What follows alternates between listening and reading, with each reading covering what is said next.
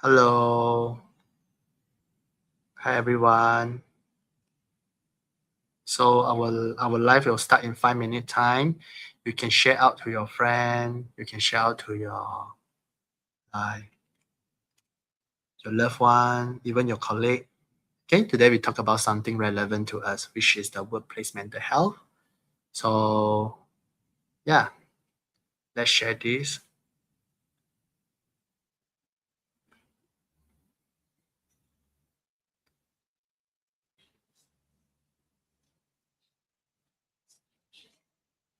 Okay.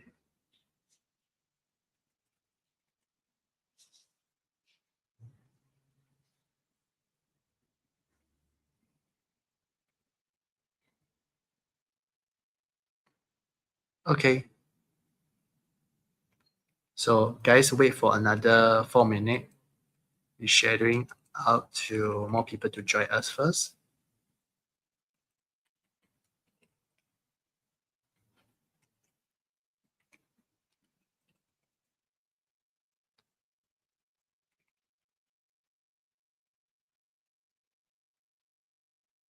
Hello, Luis. Yeah, I saw Luis is there.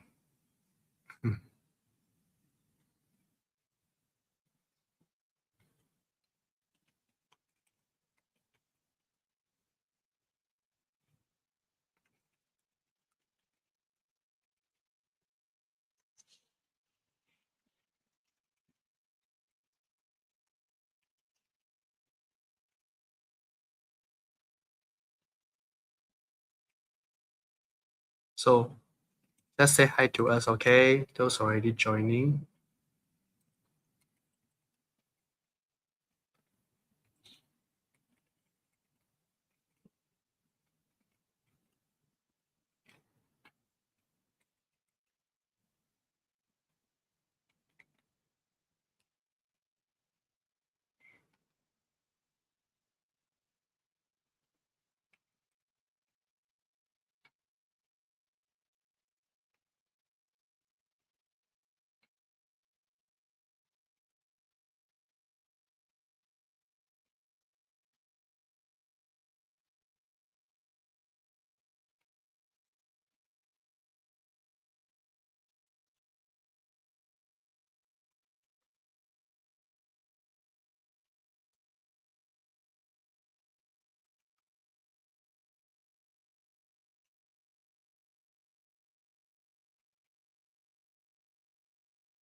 Okay.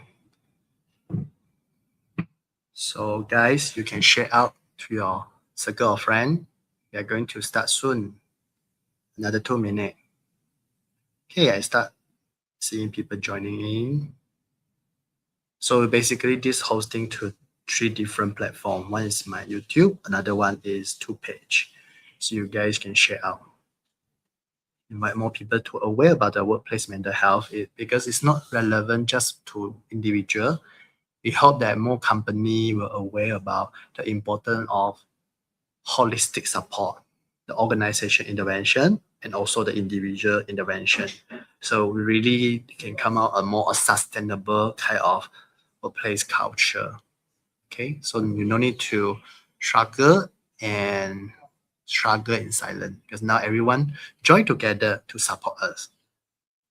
Okay, so yeah, I think we can start now, Dr. Najwa. Okay, right? Yeah, sure. Okay. Wow, more and more people joining in. Good. So please share out, okay? So say hello to us if you are there. Okay. Oh, I see Louis. I see Xianghi. Hello, good evening. Okay, so good evening, everyone.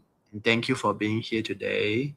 So before we dive in, we thought we briefly introduce ourselves. So at least like you know why we care about the topic.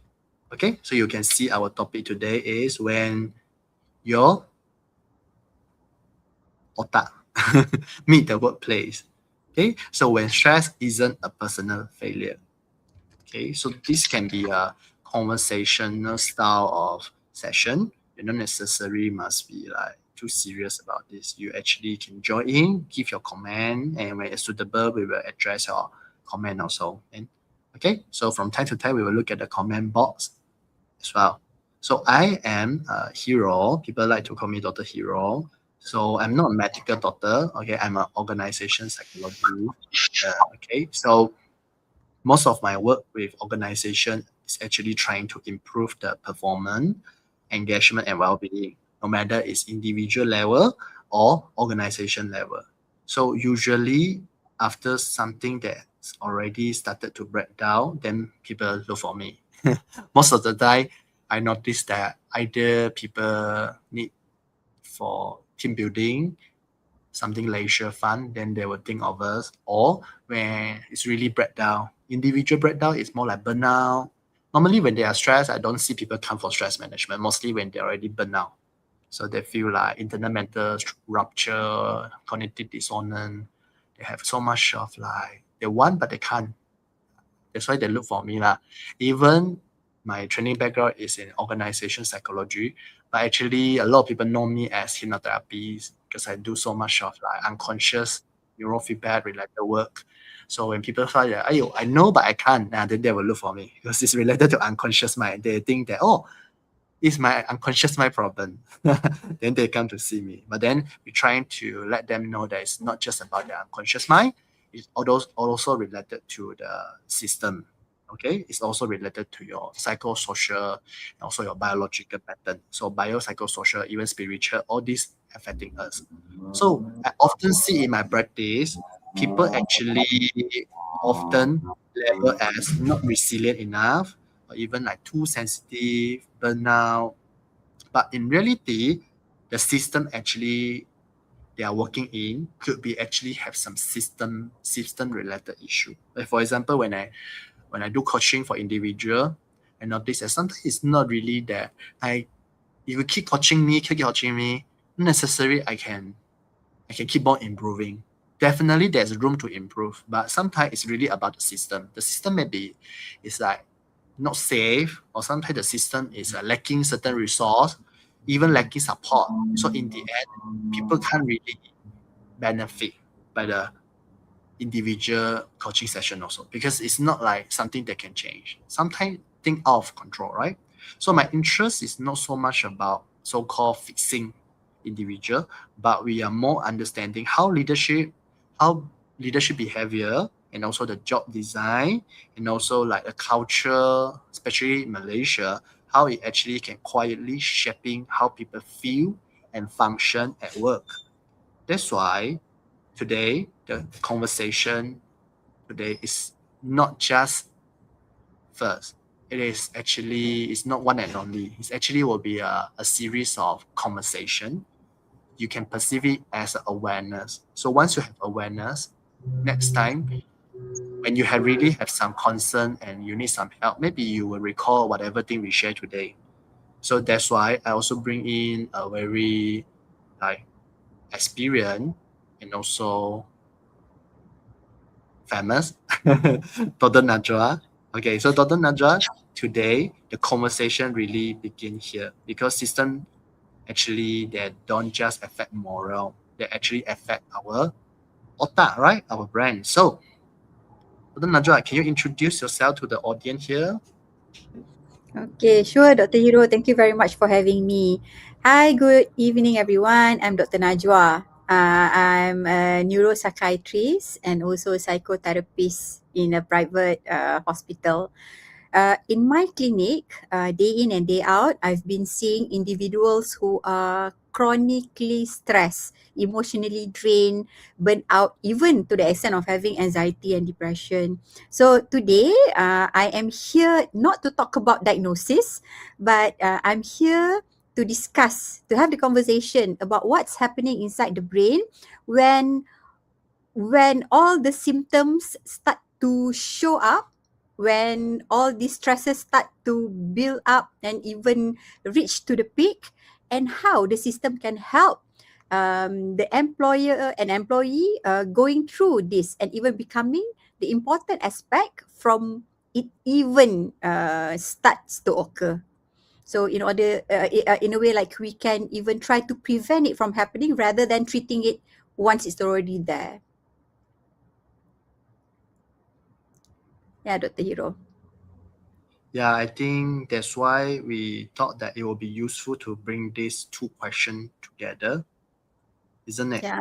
Yes, because we understand that both brain and the system, then we will stop blaming the individuals only, and then we start to design a better workplace. Yes, that's why this is where the neuroscience meet the organization system. Yeah, there's a neuropsychiatric, right? So let's hear more from Dr. Najwa. So let me start with something that we hear all the time, which is what happened inside the brain when workplace stress turn into anxiety, burnout, or depression. So Mm. people always talk about employee are stressed. So it is like individual problem. This person lacking resilience. This person maybe like they even say, oh, this era of people they are like that or whatever, right? They always say that oh, the younger generation, the whatever generation got problem. So Dr. Najwa, from your perspective, the neuropsychiatric perspective, when stress go beyond just had bad days at work, what actually start to change in people? Hmm. Usually kan Dr. Hero, at this point, stress stop being just an emotional thing. Usually it's already becoming functional. This is where people start to lose clarity, emotional dysregulation becoming more frequent, regulations dropping, and then decision making also become harder. It's not because the employee not caring, stop caring, but usually it's because of the brain shift into this we call survival mode. Okay, this stress response going on even biologically in the body. So it's not just, some people say, oh, you are stressed because you are not strong in your faith, you are not strong in your mind. No, if you understand really about chronic stress and burnout, it is even affecting you biologically. With prolonged stress, there will be sustained high cortisol, and the body reacts with a lot of physical symptoms, even leading to anxiety and depression. And it is only logical when it affects individual long enough. Of course, it will affect the organization too. However, kan Dr. Hiro, many organizations still treat stress as a personal issue only. From an organizational psychologist standpoint, why is this, Dr. Hiro, in your opinion? I think it's because like, it's much easier. If blaming someone is better than blaming the whole group, the whole system, right? Yeah. So sometimes it's quite often when something happened to the company, they need to find a scapegoat. Someone need to actually be responsible for all the so-called problem. Yeah. So I think this is a very common thing in our culture, right? They always look for the scapegoat, who is the one who create all the chaos, right? So because this is actually it's a shortcut. Oh, I blame one person, then the person solve the problem, then everything okay. But actually, if the stress is personal, then by right, nowadays so much of AI support, so much of like mental health professional is supposed to have so much of problem already solved, right? Because if let's say individual stress management can solve everything, but still there's so much of problem in our society, even not just for adult, even for student. The societal rate among student, adolescent is much higher nowadays. So what happened? It is actually the system. The leader have to actually look into the job design, the leadership behavior, and also like the workload, the cultural, all this actually shaping our psychological well-being. So if we just look at individual level, actually, it is not really healthy in long run. It's actually, in fact, like we create even possible a bully system, because the people who are more stronger, they need to take over those people, their job, which is someone that are not well trained or whatever. So the people who actually help to cover the problem, they start to get angry with the person who are not competent. Even they were blaming the system who are not supporting them. So even eventually affect the company culture, become not a safe place, not a psychosocial safety climate. The whole environment become very like a blaming culture. So, and I remember just now, Dr. Najwa, you mentioned about the survival mode, right? So for leader in the room, so what does that actually, this survival mode look like in everyday work behavior? Do you notice that in your practice? Like how this pattern actually show in the employee? Yeah. It's very frequent to be seen in the practice kan. But I think before we go into how it looks like, maybe we can just like go through a bit on why actually this survival mode become activated. There are a few reasons. One of it is that the employer feel threat. Maybe they feel shame, rejection, punishment at workplace. So instead of thriving, they just surviving. And then if they have repeated emotional invalidation, so they feel expressing self is very unsafe. They also have loss of control or predictability where there is unclear expectation about their work, or maybe inconsistency in the leadership itself, or there's a lot of changes, unpredictability that even causing the nervous system a lot of alert because they are not sure what to do kan. So many changes, unpredictability, feel like everything is like a threat to the nervous system. At times, they also like very high demand but low support. So they chronically become overload. And when this build up, they don't have a proper channel to repair or relief. They don't know where they can speak up and get the help. So because of all these points, it leads to the survival mode. Instead of thriving, like I said just now, they are just surviving. So they just go to work to complete their task and get paid at the end of the month. There's no passion, there's no, like innovation, want to fulfill their fullest potential. There's no more all those things. It's more of like me surviving, me getting paid so that I can just go on with my life. So how leaders and the leader can see among the workers when they are in survival mode. One is that they are more quiet. They self-silencing, we call it kan, because they want to withhold opinions, needs and feedback because they don't feel safe. Even if they feel that their ideas are very innovative, very productive, very good, but they don't feel confident to share with it because doesn't feel safe. They even like over reading tones, email, feel that the hierarchy is very dangerous. Energy conservation mode. They only do whatever necessary to avoid trouble. There's a loss of reflective thinking, for example, and slowly the identity of people will shrink. They become invisible, and like I said just now, it's more of like just getting through the day. So this is seen when the nervous system is going to the survival mode.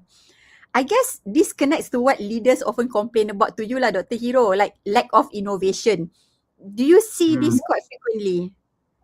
Yeah, I just received an inquiry today also. Like they asked me to do a team building. Then they said that they want to improve the innovation part in the employee. I was like, oh, not bad. They are no more just asking for team building. They are asking not just something for fun. They want to improve the innovation. They want the staff to be more self-motivated, interested motivation to do work. So which is something like I really think that, oh, this is a good move. Like people, they don't just want to go for like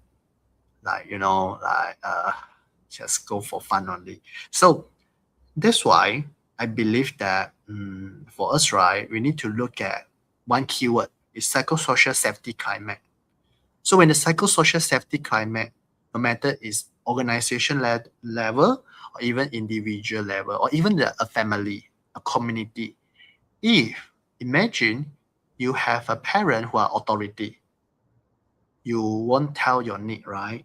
You'll be more silent, right? If you have a caregiver who always they don't give you a chance to express. In long run, express is dangerous. So express is not necessarily verbally express. Express my talent, showing my talent, let people see who am I. It can be so challenging and even like threatening, right? That's why the organization psychology lately, when I research about like overseas, even recently I went for an international like occupational safety conference. They talk a lot about occupational health psychology concept, which is psychosocial safety climate. So it's like if the weather is not good, you can't expect that the plant, the veggie there will grow well. So same thing to the brand. If the organization they can provide a psychosocial safety climate, which is the employee don't feel the company care about their mental health, the company the employee feel like the employer, the organization actually don't bother about their need, their right. In long run, the whole organization, their neuron will get affected. The brand will get affected. So then people will feel like, oh, I don't give feedback safer, just like what Dr. Najwa mentioned. Feedback is very risky. Okay, mistake are being punished, and then the compliance seems like more safer. That's why you're training a lot of people who are fawning. They just follow. Yeah. So silent is not really harmony. Silent is actually telling you the company has a lot of self-protection kind of behavior. This is actually one of the red flag. The leadership, the employer need to really look into it. So let's ground this into a very familiar scenario. Okay, let's see our case study. So imagine if an organization like this, so we give a scenario lah, So a fast-growing Malaysian technology company where the performance metric dominate everything. Everything is about KPI. Okay, I think quite familiar, right? Okay, everyone also have this experience, right? KPI. So the emotion dismissed as too sensitive. Yeah. Do you somehow notice that in your friend company or even your company? If yes, put 1, okay? You write 1. So I see how many people always have this kind of experience, no matter it's you or your friend, your loved one. So the emotion you show dismissed as too sensitive or weak. The junior staff rarely speak in meeting. Okay, the junior staff, they rarely speak in meeting. Even they look like invisible. Okay, the result prioritize everything. Everything is about the result first, the KPI first. Okay, so I see some people already comment it. So that's why when achievement culture silence the voice, everything is about, I see another individual. It's quite often the rest, if you don't put 1, good for you. But if you have this, it's quite normal also because this is somehow this is how the society works, right? Especially we are developing country, so people always expect us to hit the KPI so we can grow, right? But if the achievement culture silence the voice, what psychological cause remain hidden beneath this so-called figure? So, Dr. Najwa, what happened over time in this kind of environment? How do you think environment who always asking for KPI rather than look at the individual as a our mental health. Our mental health is not really prioritized, but we are more focused on the KPI only. Yeah, How do you listening think? to the case study you mentioned, when emotional are labeled too sensitive, kan? People are not allowed to be human. People are not allowed to have emotion at times. Not like we are telling the person is dramatic or what. It's just like expressing emotion. Yeah, right. So sometimes, oh, you are too sensitive. It sounds very very working environment that's very invalidating lah. So invalidating working environment, of course there will be consequences to the worker. Of first thing first, there's a lot of self-doubt, and if this is like has been happening for a long period of time, it will be chronically lah kan, chronic self-doubt. So when they have self-doubt, like being gaslighted by the bosses kan, so they feel like emotion is dismissed, or they have to minimize their emotion because they don't want to be labeled dramatic, not professional, for example. With invalidating condition also, they will avoid to be visible, avoiding leadership roles because they feel lack of psychological safety. So better to be in a safe zone, comfort zone, rather than trying something and then you get the invalidation. With the chronic stress, things like that, it's not surprising the somatic pain, the somatic stress start to becoming more and more. Palpitation, body ache, gastritis, migraine, all those physical symptoms start to pop up because they have been suppressing a lot of emotion, and it turns out there's a somatic presentation. And um, invalidating environment also will cause staff reluctant to get help lah, because even though like every year the organization might do like, oh, mental health day, things like that, but they know it's just a slogan, it's just another KPI for the company to do, but it's not really embracing it. So on paper, this organization often look successful. The employee seems hardworking, like compliant, but I do notice some of the companies which have these issues struggle with retention, the staff. Do you observe the same thing, Dr. Euro?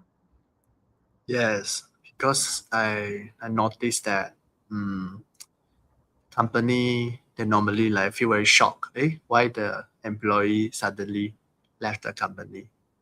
But I believe that even myself have experienced that the moment that we really want to leave, you already consider for a long time. It's like you already suppressed for long. That's the reason you choose to. Like, some people, they didn't find the next job. They just want to run away, isn't it?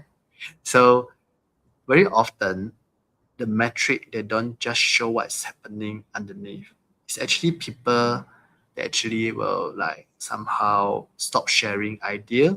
They are silent. They stop sharing idea. It's not that they don't have idea. It's more like they feel unsafe to speak up. So it's like, as you can see my slide here, like they feel like it is so threatening to express. It will affect my KPI later, right?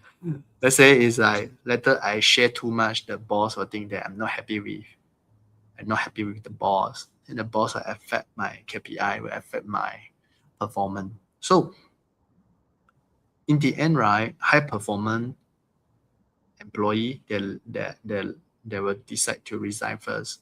Then after that, the one who stay, they disengage. So you will notice that some company, after many years or so-called surviving, you will only see a group of people that they're not motivated to share, and they're not necessarily the one who fix the job position most. They could be the one who actually just learn how to be reserved. They don't have so much of so-called bad record, but they don't have so much of good record also. So as long as they pass, then they slowly, gradually promote. So in the end, the company might have so much of people who actually, they may be not so suitable for that position, but they already become the, for certain position, they fill the role, but they're not really perform.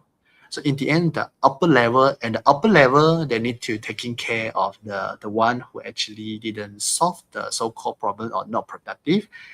They need to cover for their work. So like the people who are capable, they need to do double work or triple work. The person who are not really like suitable for the job role, but because they learn how to survive, they learn how to like keep quiet, fawning, then they can continue promote. So this thing is quite often happen in my client who come from burnout management. They tend to tell me the burnout. So sometimes I feel like, oh, you should use your HRD code come for one-to-one coaching lah. Why you use your own money? Because somehow your burnout is all related to your company. That's what I feel sometimes. So it's like, that's why outside normally look stable doesn't mean that inside is stable. Because another thing that I want to add is I notice a lot of my clients, they are not having the general standard kind of burnout. They're having the subtype of burnout, which means they are not like general kind of burnout, like, oh, I cannot do work, I always sick, I have so much of somatic response. Not necessarily, you know. That could be the last stage before they go into, after that, they might go into mental health crisis also. Later, Dr. Najwa can talk more about it. But I noticed a group of people who are burnout, they are more like subtype. That means they can really, really pay attention to work. They really highly focus on work, but they cannot enjoy their life. Or they're really highly focused in their work, they cannot enjoy their social life. Or they feel so empty inside. Even outside, they look like, oh, so successful, this manager or this employee, best employee. But they feel like so empty inside because everything they just follow order. They don't have their voice. They don't have their so-called right. They don't even can shine themselves. So sometimes whatever they do is more like to fulfill the system, not to fulfill, not like be the best self, you know, but maybe to be the best employee only. So sometimes I feel like, wow, they really burn out. A lot of people like this. In my practice, I saw so much of clients have this issue. That's why sometimes they rather give up everything because burnout is so mentally draining. They really take away your energy. They really make you have so much of strain. So a lot of people, they rather just quit everything rather than, you know, to spend another day or months to tolerate. They just want to run away. That is a problem when the brand is already no more resource and no support. You can't really like recharge. You only feel like want to shut down, run away. So shut down can be two ways. One way is I really resign. That is when I still have choice. But sometimes they also will suffer, but at least they will still do their best to find a job, right? There is way they shut down by resign, flight response. Another two group, I noticed this is what I noticed. Maybe I'm wrong. Okay. But this is based on my observation. Another group is they cannot run away physically because they still have a lot of responsibility, taking care of the family, they need to pay their bill or whatever. So they dissociate mentally. So that mentally they are not there. Psychologically, mentally they are not there, but physically they are there. So they are not really like engaged. There's no work. There's no so much of work engagement. They are not engaging, or sometimes they're engaging, but in their autopilot mode. So you can ask them to do the routine thing. You cannot ask them to do anything extra. Anything extra or sudden change, they will become like burst. They cannot tahan at all. So there's one thing I noticed: people who are they are like burnout already, but they are high function kind. Like as long as you let me do things in a routine way. You don't ask me to do anything new, I cannot tolerate one. There's quite often I see client in this pattern. So they somehow dissociate, but not you can call it like they dissociate as a flow state. They highly focus in whatever thing that they already get used to it or whatever thing that they like. But they can be a healthy dissociation sometimes, but sometimes when it go into unhealthy one, they can go into depression or general burnout or whatever thing as well. They want Dr. Najwa that maybe you can talk more about it also. So Dr. Najwa, maybe since that we're already touching about the depression burnout, right? So maybe you can share a bit, how does chronic workplace stress, there was from the stress in individual, how it evolved into burnout and eventually they become depression. So in your practice, do you notice that? Yeah, definitely. Um, I think the most common question kan people will ask like macam, I've been facing this work for so many years. Why now? They don't understand that when they start to have mental health disturbance kan, they start ada mental illness like anxiety and depression. It can be two ways. One, you have like an acute onset of something, then your stress just shot up. Or it's like one thing after another for a long period of time. So your cortisol level just slowly going up and up to a certain extent, it will start to trigger your stress response. With time, when the stress hormone is very high, when the cortisol is high, you will start to notice, if we are talking from the mental health point, anxiousness, you feel that sleep disrupted, kan? It's either difficulty to fall asleep, or when you sleep, it becomes interrupted. In depression, it's more common at times to have early morning awakening. You just wake up at 3 or 4 o'clock in the morning, and then you cannot fall asleep. And then your appetite can be like from one range to another. It's like sometimes some people don't feel the appetite at all. Some people overeating. Sleep also can be the same thing.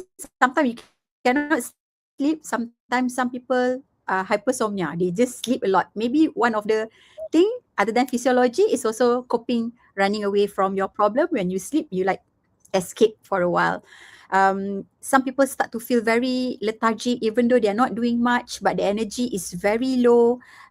Take all the supplements, vitamins, still feeling very less in energy, and then body ache. You sleep well, you buy a very expensive mattress and pillow, but when you wake up, still a lot of pain, because the high stress level makes your uh, body, your muscle not really relaxing. That's from the mental health part. You can have the anxiety and depression. Working in a hospital, I usually will get referral from ENT, for example, patient having vertigo. They already checked the ears and everything, no problem.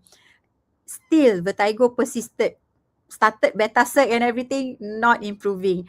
Some having tinnitus, for example, kan the ringing tu.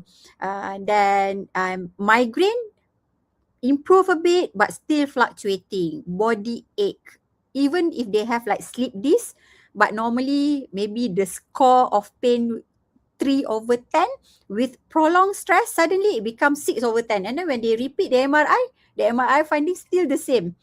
Nothing changed, but the pain is getting more and more because the stress is more.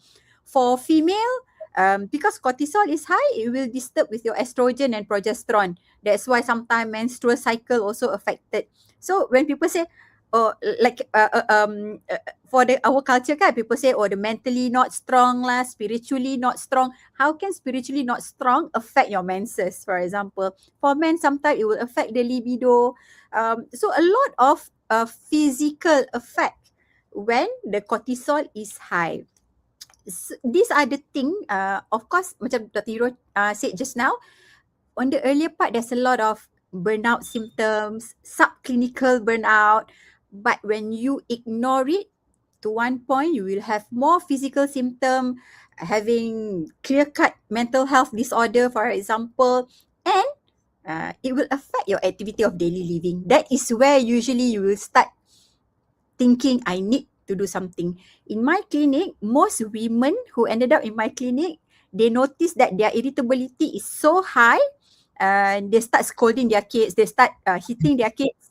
So they feel guilty. They feel that they're not a good mother. That might be one of the reason why they ended up seeing me, because they feel that I cannot do this anymore. I cannot do this to my kids. It's not fair for them. So yeah, you need to see the extent of mental health at workplace affect your physical, mental health, and also interpersonal relationship in your life. People usually will be blamed, you are not resilient lah if you start to have mental health. Oh, I'm strong. I went through same thing of what you're going through right now, but I don't develop depression. Why you develop depression? So people are being blamed for not being resilient, kan? Which of course will accelerate the declination of your physical and mental health more. So back to you, Dr. Hiro. Like you said just now, kan, you are asked to run resilience training for organization. Do you think that's alone is enough to handle all these issues? Yeah, I think that's the reason why we have this talk today. Because I really feel like the system is like, for me, a bit cruel. Why cruel? Because sometimes I feel like the survivor, no matter it's trauma survivor, no matter it's burnout survivor, or like even like mental health crisis survivor, they normally is the one who actually survive through the system. Where they're the scapegoat, they'll be the one who blame for not strong enough. So it is so common for company to choose someone so-called have problem and ask them to go for EAP, employee assistance program, whatever. And I really feel quite like sometimes I feel upset about it because when I listen to their story, I really can see that it is really about the injustice in the system, the organization injustice, or the organization actually they can do something very not really big. They can be something very tiny, actually can solve so much of issue. But no one dare to speak up. They don't even have a way to raise the concern. It's so common that there's no a place, even there's a platform that no one dare to raise the query. So in the end, there will be blamed as you're not strong enough. It is about your characteristic, your personality. Sometimes might even say that, or because you are like you're not grateful. You want to hear this before? They say you are not grateful or whatever. So then the problem happen. Which is I personally I feel like this is injustice in a way. Yeah. In trauma informed care, the organization, the system supposed to protect us when they're the one who actually hurting us and even blaming us for something that not causing by us, but we just a survivor or we even can be a victim, can be a betrayal trauma, organization betrayal trauma. And you feel like, oh, I've been betrayed by the system who's supposed to support us. But now I was labeled as problematic. Even start to bully me. Yeah, I see this is very often. That's why sometimes the employee they raise the issue to like, they go to look for occupational doctor, go to DOSH or whatever. Sometimes it's not necessary they they they somehow like they want to attack the company. Sometimes they just feel like my right is violated for long. I really want to get here. So this is important that we need to have this platform and method to help the company also to assess the psychosocial risk assessment or whatever. Now DOSH also have the psychosocial risk assessment. It's something that compulsory the company need to go through the risk assessment, but a lot of company they're not yet aware, but it's actually very important because if you didn't do the risk assessment, you can fine up to 500K. So it's something very like severe, right? If let's say you now someone 500K gone, can be some company 2 years revenue already, right? Yeah. So it is so important to aware about this, not just to compliant the national policy, but also it's about helping us to identify the training need. So we don't want just to ask someone to bear. When I studied the organization psychology, I like this concept they call it like job demand resource even support, job demand resource support model. So this model talk about like if the company, whatever psychosocial demand is too high, and then your resource is lacking. So this resource can be your personal resource, your psychological well-being, but also including the support from your senior, from your colleague. All this also support, right? So let's say your support is less, your demand is so high, then look at this. It's not really balanced, right? When it's not balanced, then you can go into burnout, even mental health crisis easily. But let's say you ask a person keep on become more resilient, but demand you're giving them higher also. So what happened here? What happened? They will continue become burnout. They will become more and more burnout. So everyone become like, a frog in the onsen, the frog in the warm water, boiling water. Slowly you get cooked.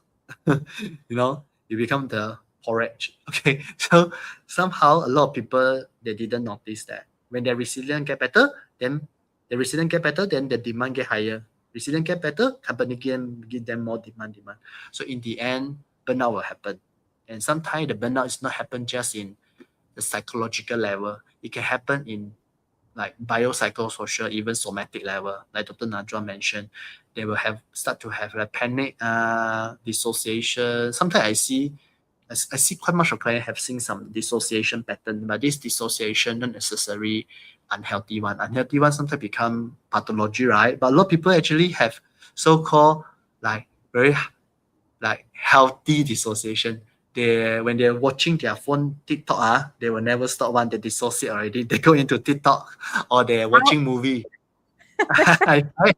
Yeah, there's dissociation, right? You dissociate into your gadget, you dissociate into your book, you dissociate into like some interest, then you will never really like come into the present. So somehow a lot of people using the dissociation, but sometimes when you cannot dissociate anymore, you really need to face whatever thing make you feel threatened. They can really like make your nervous system actually go into a shutdown or hypervigilance mode. There's a reason why we need to actually, rather than like wait until it happen, we can actually do so much of prevention, not only individual level, but organization intervention. So the organization intervention and together with individual intervention, just like what me and Dr. Najwa do, is only we call it holistic way to support the interpersonal neurobiological level. Yeah, so it's a whole system. So that's why I see this pattern in company. They always invest a lot of things on like so-called like mental wellness program, corporate mental. I think it's a very good thing to improve the resource. But I think the demand part, we need to work something about it. Otherwise, the burnout will still persist, right? So you see, if let's say the company always have the mental health support system, even there's so much of EAP support there, but why the burnout Malaysia is still so high according to research? What do you think, Dr. Najwa? I think because most of the well-being programs focusing on empowering the individuals, like making us more empowered, better coping, increasing our resilience lah. However, the burnout unfortunately is created by the system. So we are handling the individuals, but the system itself is still not really supporting. So how resilient can you be if the environment still toxic, for example? Okay lah, toxic is like really bad lah. If not that toxic, maybe less supportive, judgy environment, for example. So there are the real gaps. And then they are like, like pouring well-being into a system, but it keeps draining. So without proper recovery, of course, the nervous system of the individuals, though, with the environment like that, it will never settle. And in your opinion, Dr. Hiro, all this like it keeps draining. Where are these holes usually found? Yeah, I think this is actually we call psychosocial hazard. So all this hazard, right, can be like, for example, let me show you the slide. See this slide here? Yeah, the hole here. So the hole actually can be like the workload is too high, lacking support from senior, lacking support from colleague, the cultural issue, autonomy is lacking. Even sometimes it could be like the organization injustice, okay? Even bystander effect. All these things is very common in the organization. Imagine when the organization have 5 or 6 people, the bystander happen also can happen, like for example, why I need to do this work? This is not my job scope. That person said no, my job scope. That person said no, my job scope. So everyone push away. But imagine how about 50 people company. They will be like, no one will take it. Why? Because the role, the job scope, the role design is unclear. That can be also one of the whole. So if a company has so much of whole, lacking clarity, and lacking the justice, lacking the systematic support, and also lacking the well-designed job design, whatever. So even you pulling a lot of yoga, meditation, awareness program, okay, that won't solve the real issue that the hole is there. Yeah. So the well-being program failed is not because the program is not good. It's because the real issue didn't solve.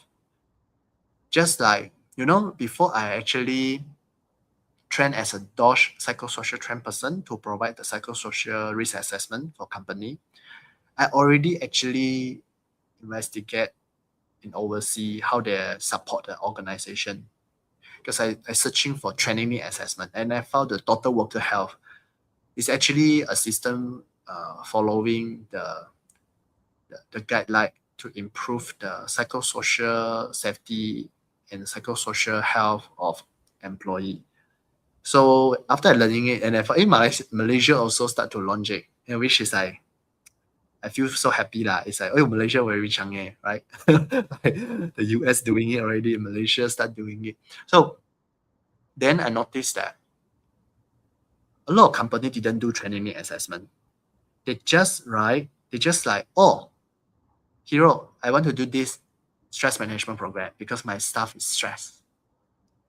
So, or I want to do this leadership training program for my staff. So I want everyone like I want them to like all pushing sales. Or Hero, I think my staff they need this communication program because they are not good in communication. Wow, sounds like okay, they seems to know what they need, right? But when I go for training, sometimes I notice that the staff feel like this is not relevant to them. I feel like the training is not relevant to them. Why? When we analyze, you will notice that sometimes it's lacking training need assessment. The company, they invest money in already. It's not cheap, when sometimes you even HID code money is there, but it's also not cheap. You might need to spend 6,000 to 10,000 for 1 day training, right? So if you spend that money, why not you do it properly? You do a training need assessment to find out what the company need, how this investment in employee well-being can really benefit company in long run.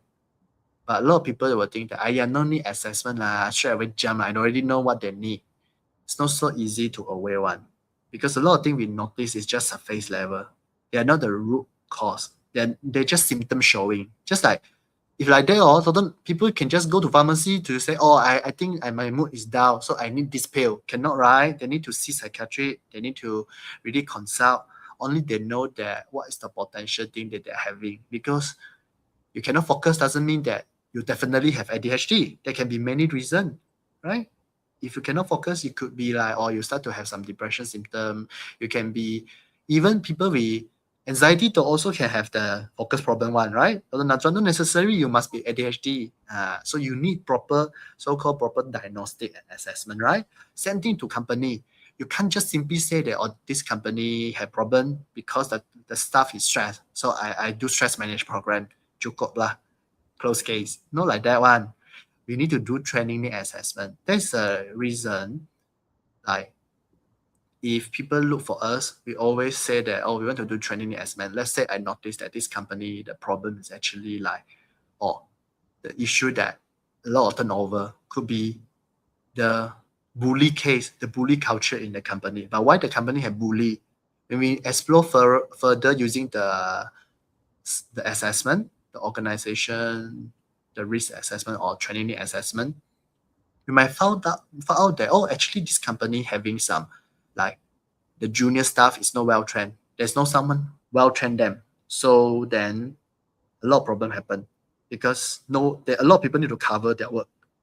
So then the bully happen, and also like injustice happen, and the senior position also feel like injustice because they do double work but they only get one pay, right?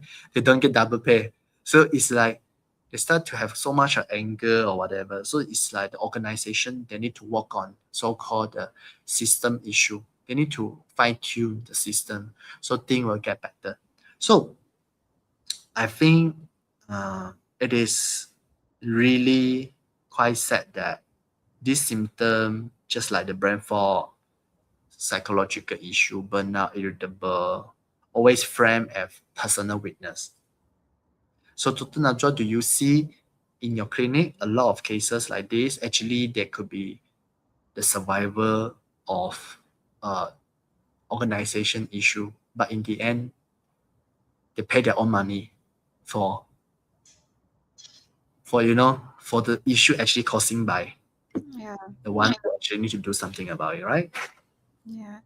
Uh, of course, it occurs very often. That's why sometimes after we see the client, if we find there is issues within the organization itself, whether unclear job scope. So maybe the person has been covering 2 to 3 other people's job scope because people resign, take over, but take over not only temporarily but for 2 3 years, and then invalidating surrounding things like that. Usually, other than treating the client, we will write a letter to the employer to ask some support from the workplace, because at the end of it, if the of course lah, if the worker themselves tell the boss, they might feel like macam, ya ke, betul ke you have this problem.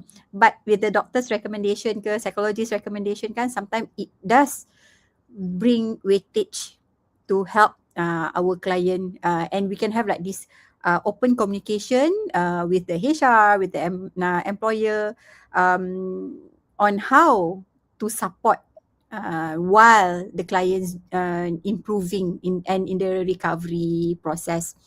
I guess at the end of it kan, why they, like people or in organization, they tend to say it's a personal weakness because blaming individuals may be safer rather than, like questioning the system itself. Questioning the system, you need to like do the assessment, proper training, revamp, things like that. So maybe for some people, it's just too much. You are having anxiety, you deal with it. Kan? So when we treat people, then the people return back to the same unsupportive environment, of course, the higher risk of relapse lah kan. Then kena ambil like prolonged MC, prolonged illness if they are still not out from the depression and anxiety, for example. Over time, this cycle breeds hopelessness to the person. They are not healing, and they feel trapped in the condition that they are in. In your opinion kan, Dr. Hiro, yes, they are blaming the individual, but it is affecting the organization itself. In what way does the organizational cost of that blame, in your opinion? Yeah, I think that is actually normally affecting the work engagement. So one thing is the work engagement. When the work engagement is not there, then people start to then the talent, they will start to lose their potential. And then the idea will never share, as we mentioned before, the silent culture, and the risk will never take. So a lot of people, they won't take the risk, and the talent quietly disengage. So the bill doesn't actually come immediately, but it always comes. So the organization, when you notice, so silent, actually it's a good red flag, you start to aware that people don't want to share, don't want to talk anymore. It could be something that trigger them to feel unsafe. That is where we can have an open conversation like what Dr. Najwa mentioned. But I think it's very important to aware that it's like we need to really, really create a platform, also find a medium, an agent like psychologist, counselor, even like the trainer, even like coach, even like psychiatry. So who are like trained in doing this work to really using the scientifically way to helping you to look at how to improve it. Not just saying that, oh, my specialty is stress management. So your company needs stress management, right? We really need to look into what your company needs. That's why we need to have a need assessment analysis. Find out what you need first. Then we provide necessary support. That will be really helping the company as a whole. So that's why me and Dr. Najwa, we keep learning. Yeah, we will never stop because we found out that there's so much of different issue. We need different skill set. We go here, learn this and that. In the end, is to make sure that we are responsible for our client, not just individual, but organization well-being. But definitely the recovery, the hope, with all the disengagement, work engagement issue, actually, I know that there's a way to recover. So, Dr. Najwa, in your opinion, people who've been stuck in this kind of survival mode, they have so much of like silent, phony, fight response. How can they recover from this survival mode that they already get used to it for many years? Can they do something about it? Yeah, definitely. Human being very resilient by nature. Kan our brains always try to survive, and the brain is very adaptable. So when they went through treatment, therapy, and then the threat reduce, safety at workplace increase, there's clarity and emotional regulation returns, they can be back to their previous functioning. They can be a good worker, husband or wife, mother, kan? Because you know when now it will affect the interpersonal relationship to a certain extent. So yes, it can be repaired, provided and a few things need to be changed lah, kan? On the personal level and also at the psychosocial level. If not, recovery won't last in the system that stay the same. It's like you treat and then you put back in a dirty aquarium. Macam the fish is not well, you treat the fish and then you put it in the dirty aquarium. So the fish will keep becoming sick. That's how I see it. Yes, I see the same pattern in organization and also individual level also. So we cannot train people out of problem that leadership or the system create. But I think like it is not easy because we need to really face it. So the way we approach about organization is you need to be like very you really need to learn how to packaging it, you don't let the superior or even like senior management feel uncomfortable, because the shame itself will make people avoid. Because naturally, no matter it's individual level or like organization level, the stigma, the shame of like something wrong in me will push people away. So that's why when we introduce, even let's say you all here who are listen to the talk, it is very important not to blame the organization or blame individual, but help them to see things in a more positive psychology perspective. For example, how to create more hope for the organization, how to make everyone feel more motivated to contribute. So using this kind of way to introduce training assessment will make the company feel more like motivated to try it.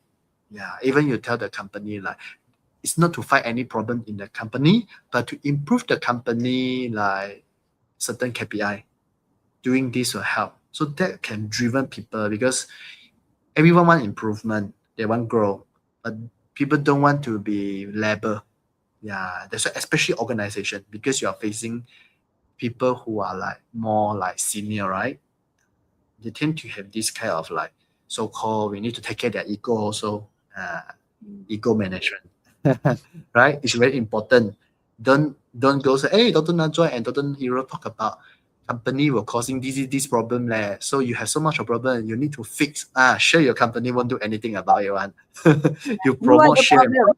Say straight. Yeah, You are the yeah, problem. so they will run away. It's very common, right? Yeah, so no one want to be blamed. So it's very important to reframe it, maybe like training assessment or how to improve certain like motivation and stuff, better leadership, whatever. They will make people feel more engaging. So we coming into the end of our session. So Dr. Najwa, what is your key takeaway for the audience today? Okay, it's the same thing. I feel that I'm like a broken record, repeating the same thing a few times tonight. Mental health recovery needs biological, psychological, social, spiritual approach. All four must go hand in hand. Medication and therapy may help the individual especially like my clients lah, they already have like depression, anxiety. But if the working environment stays the same, the social factor will undo all the benefit of the medication and the therapy, because the psychosocial part tu still there, not helping in the recovery process. Yeah. How about you, Yes. Dr. Hiro? I think from organization psychology perspective, I strongly agree because I look at organization psychology not just the systematic issue. I look at it interpersonal neurobiological issue. So I really can relate to what Dr. Nadra mentioned, which is like the workplace well-being isn't just for people who are tough or strong. It's about making it a better place, a better system, a psychological safe environment that can nurture the talent. So when company have talent, it's not just making more profit only. It's also making people feel like want to stay in the company which they feel care, they feel love, they feel their value. Because I found that nowadays a lot of new generation they don't care so much about like uh just monetary. They actually care a lot about meaning, value. Well, do I feel valuable as a person here? Do I feel like there is a hope there? Do I feel safe? This is something that they're looking forward. So, like, I know many of you already asking, so what can you do next? No matter you are an employee or you are a boss or you are a senior management, what actually you can do about it? So, what do you think, Dr. Nanjwa? Yeah, I think the most important thing, the first step is recognizing that workplace stress isn't a personal failure, it's a shared responsibility. So I think we can start from there. Yeah. Yeah. So I think I really agree that it's really like the it's not just one person responsible, it's our whole community. So if you notice this thing happen not just on you but your another department of your company or like your friend, actually you all can do something about it just by sharing with them whatever you hear today. You can look for the replay also. We still put in our Facebook. The Facebook normally after 1 month, if not mistaken, they will delete itself. So you can share with them this video clip to let them know that maybe you can contact us so we can actually sharing about what is the first step that company or their employee, no matter it's organization level or individual level, you can actually contact us. Then we will advise you accordingly what is the first step you can do. So if you would like to explore how the neuroscience and organization psychology can work together for your organization, we'll be very happy to continue the conversation later beyond today. So you can see our contact number is there, WhatsApp, so you can contact us further. So before we end, we can open a 5-minute Q&A. Anyone would like to question, you can type here. You can't open mic because there's no mic for you. So you can leave your comment here and then we have 5 minutes for you. So Dr. Najwa, anything you would like to share further while we're waiting for the comment? Yeah, I think I just want to make respond to something that you said just now kan, regarding the training needs analysis tu. It is very important. It's not just about mental health kan. I think when we attended the TTT, the basic thing, one of the thing, I think about one day we need to learn about the TNA kan, the training need analysis, so that we can really tailor-make the need. It's not that we are doing mental health program for the sake of just doing it. It's a KPI this year, we need to do one mental health program. So why you want to use the money allocated just for the sake of KPI if it can bring up the morale of the employer, figure out what is the underlying issues and grow together, then yeah, you need to really understand what is the core issue of your organization and you deal with the issue, not just like Dr. Idro cakap tadi lah, oh problem solving kan, like macam apa, stress regulation, but the underlying issue might be communication, might be a few other things that is specifically a problem in your organization, for example. So yeah, better handle your own specific issue rather than just doing a mental health program, a generic one, for the sake of KPI. Yeah, that's Strongly how I see agree. it. Mm.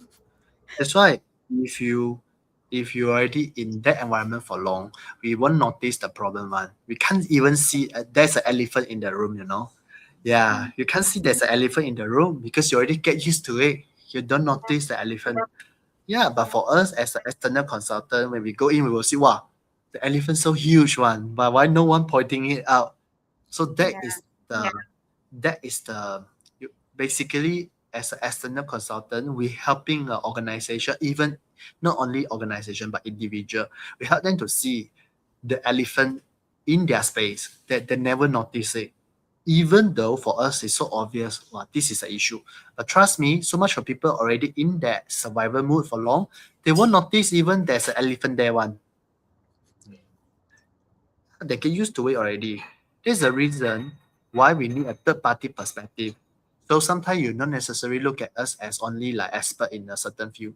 Look at us as a third party perspective, but in a more neutral way because we train in more ethically and also like neutral. We won't put in our own personal opinion. We will be more neutrally look at the issue, helping your company, helping your individual, even your community to grow your brain health. That's why we were using like neuroscience informed, trauma informed, psychiatric informed, organization psychology informed way to ensure that we provide as holistic as possible. I think this is something unique about what we can offer. Yeah, even like neuroscience, applied neuroscience technology is very fun, but also like help people to have more engagement. So I think there's no question here. So thank you so much, everyone. Thank you, Dr. Najwa. After seeing client, both of us seeing client so much, like seeing patient client for whole day, you see, they're still so semangat. Okay. Semangat. Yeah. Thank you. Thank you so much. This is really our vision. We hope that we can help you guys to create some awareness because I believe that in a stage of change, right, awareness, the consciousness raising is always the first stage, helping you to aware that this is not something not relevant to you, but this is something really relevant to every one of us. To create a Exactly. better future, start from us. Thank you, Kaishan. Thank you, Meme. Thank you, Louis. And thank you, everyone. I see quite much of people, they stay here for 1.5 hours. Wow, they stay here all the time. Thank you so much, guys. This is our first try. Hopefully, soon we will have another one. And then we will share with you guys. But no worry, if something private, personally, you always can reach out to us. The contact is there. Okay? Down here, you will see the contact. Thank you. Bye bye, guys. Bye. Bye.